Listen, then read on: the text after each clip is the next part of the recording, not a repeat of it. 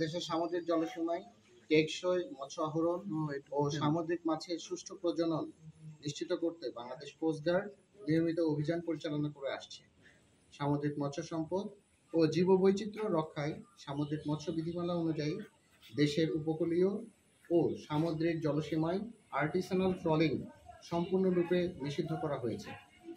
এই ট্রলিং পদ্ধতিতে ব্যবহৃত ভারী জালের মাধ্যমে শুধু মাছই নয়, সমুদ্রের তলদেশ, মাছের আবাসস্থল ও প্রজনন ক্ষেত্র ধ্বংস হয়ে যাচ্ছে। ফলে সামগ্রিকভাবে মাছের উৎপাদন হ্রাস পায় এবং বিভিন্ন প্রজাতির মাছ বিলুপ্ত হয়ে যাচ্ছে।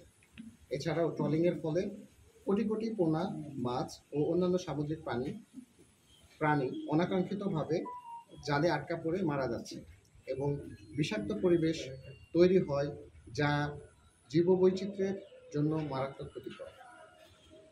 এই নিষেধাজ্ঞা বাস্তবায়নে গত 17 জুন 2025 তারিখ মঙ্গলবার দুপুর 1টায় Bangladesh coast guard station Patharghata কর্তৃক বরগুনা জেলার পাথরঘাটা থানাধীন এলাকায় অভিযান পরিচালনা করা হয়।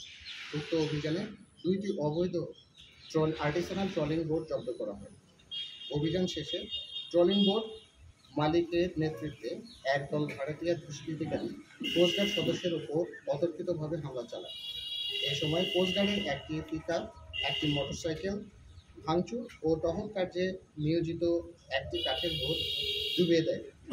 এই ধরনের নাশকতামূলক কর্মকাণ্ড আইন শৃঙ্খলা রক্ষাকারী বাহিনীর কার্যক্রমকে বাধাগ্রস্ত করার শামিল এবং এর বিরুদ্ধে কঠোর আইনানুগ ব্যবস্থা গ্রহণ করা হচ্ছে।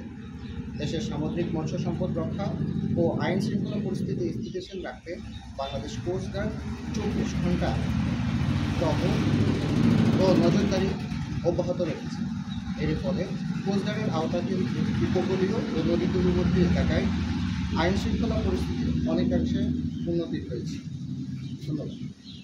যে নদী তলদেশ আমাদের যে সিবেড আছে, এই সিবেড অঞ্চলটাকে এটা পুরো ট্রল করে নিচ থেকে যত যা আছে জীববৈচিত্র্য, যত পোনা থেকে প্রবাল থেকে শুরু করে যত সামুদ্রিক জলজীবন আছে সব কিছুকেই কিন্তু সে সুন্দর মতো ট্রল করে সে জালের মধ্যে কিন্তু নিয়ে আসছে, যার ফলে যে প্রাণীগুলো আছে আপনার যে আমাদের যে হাঙর থাকে, তারপরে ধরুন হচ্ছে আপনার শাপলা পাতা মাছ থাকে, এর দেখা যায় যে অনেক মাছের ডিম থাকে, প্রবাল এইগুলো সমস্ত কিছু তারা জালের মাধ্যমে খাই, যার কারণে আমাদের সামুদ্রিক তলদেশের যে সম্পূর্ণরূপে বিনষ্ট হচ্ছে।